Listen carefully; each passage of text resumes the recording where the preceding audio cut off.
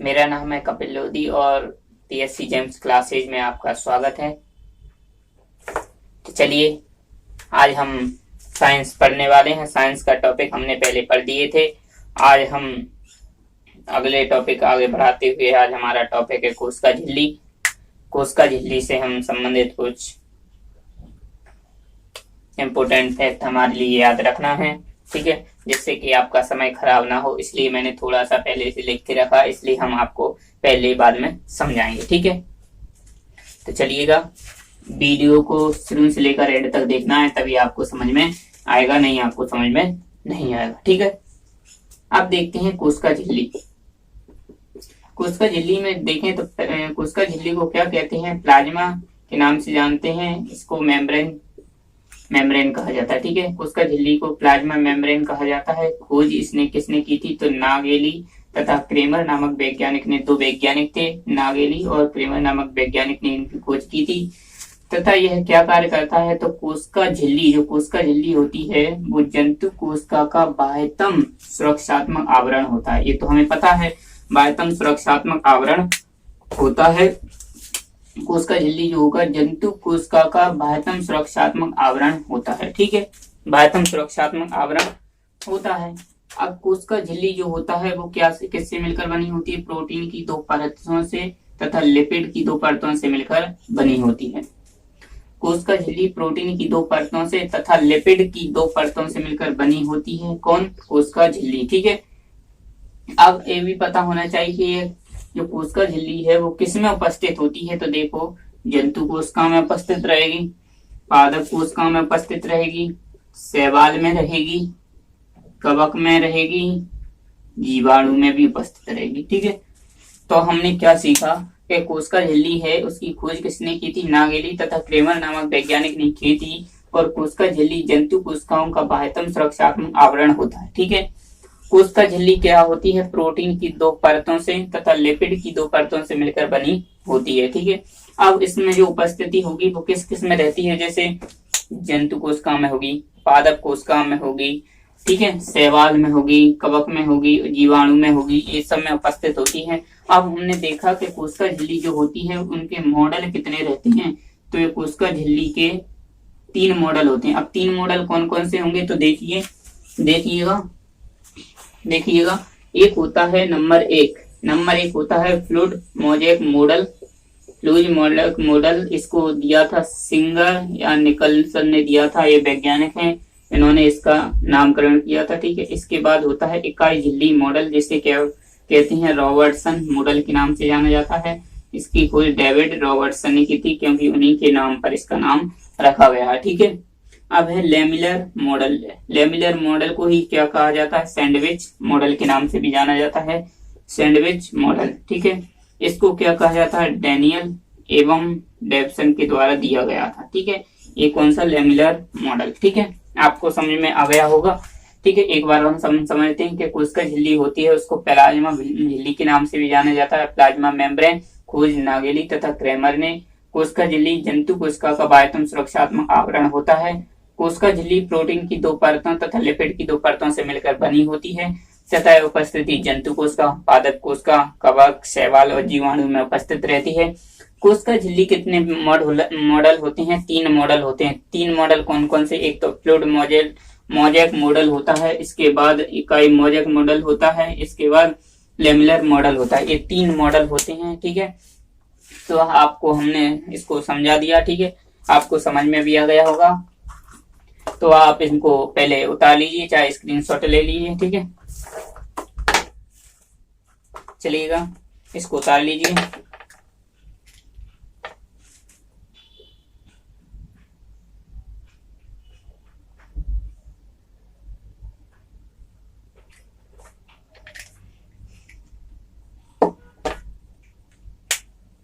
ठीक है, आपने कर लिया ये, ठीक है। इसके बाद हम इसको मिटा देते हैं, ठीक है। आप उतार लीजिए इसको।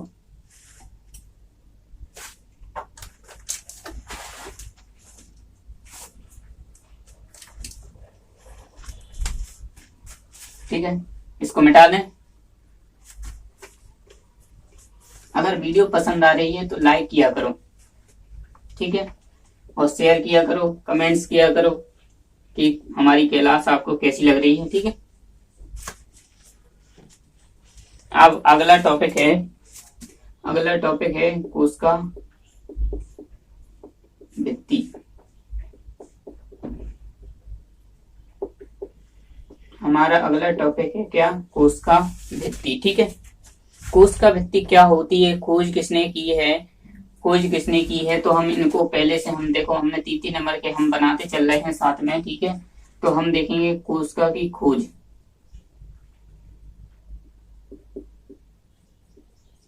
खोज किसने की थी, रॉबर्ट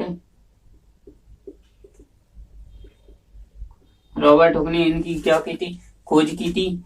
यह क्या होता है कोशिका भित्ति, यह क्या होता है, तो यह क्या होता है, कोशिका का बाह्यतम सुरक्षात्मक क्या होता है, आवरण होता है।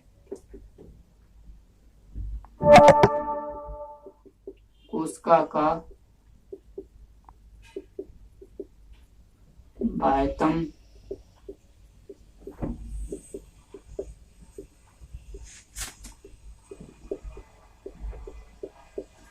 आवरण होता है, बाह्यतम सुरक्षात्मक आवरण होगा, तथा यह क्या होता है,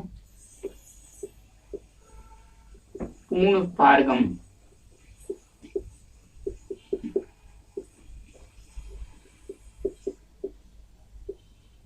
तथा यह पूर्ण पारगम होता है, ठीक है, यह पूर्ण पारगम होता है।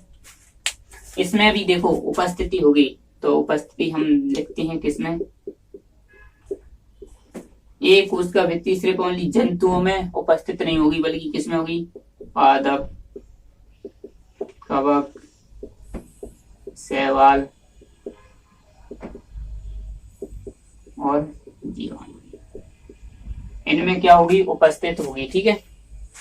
आपको क्लियर हो गया, ठीक है। उपस्थिति पादप में, कवक में, शैवाल में और जीवाणु में। अब उनने पूछा गया कि कोशिका भित्ति पादप कोशिका में किसकी बनी होती है, तो हमें एक क्वेश्चन पूछा जाता है, 100% पूछा जाता है। तो हम देखते हैं पादप कोशिका में कोशिका भित्ति किसकी बनी होती है, तो सेल्यूलोज की बनी होती है। किसकी बनी होती है, सेल्यूलोज की बनी होती है, ठीक है। और कवक में कोशिका भित्ति किसकी बनी होती है, काइटिन की बनी होती है, बिल्कुल सही। और शैवाल किसकी बनी होती है, तो ये भी सही है, ये भी सेल्यूलोज की बनी होती है, सेल्यूलोज की बनी होती है। बल्कि अब एक जीवाणु होगा, तो जीवाणु में किसकी बनी होती है, पेप्टाइड, समझना,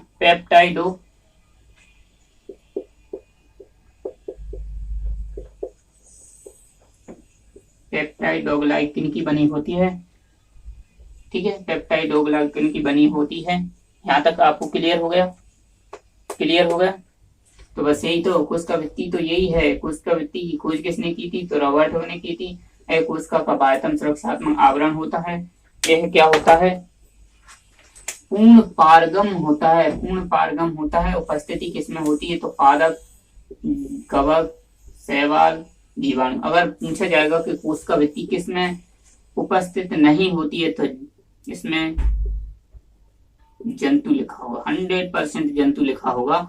तो ये जंतु में क्या रहती है, अनुपस्थित, ठीक है। पादप कोशिका में कोशिका भित्ति सेल्यूलोज की बनी होती है, कवक में काइटिन की बनी होती है, शैवाल में सेल्यूलोज की बनी होती है, जीवाणु में पेप्टाइडोग्लाइकिन की बनी होती है। अब इसको याद करने का तरीका क्या है, पादप यानी पौधा होता है, इसलिए सेल्यूलोज की होती है। शैवाल में सारा है, तो इसे याद रख सकते हैं सेल्यूलोज, ठीक है। का से काइटिन, का से का बनता है, ठीक है, ऐसे याद कर सकते हैं। समझ में आ गए। तो आज हमने साइंस के 2 टॉपिक को समझा, कोशिका झिल्ली एंड कोशिका भित्ति को हमने समझा। अगर वीडियो पसंद आई हो तो आप लाइक करो, शेयर करो और हमारे उसमें कमेंट्स में लिखकर बताएं कि हमारी क्लास आपको कैसी लगी है, ठीक है। आज हम अपनी क्लास को यहीं पर रोकेंगे। धन्यवाद।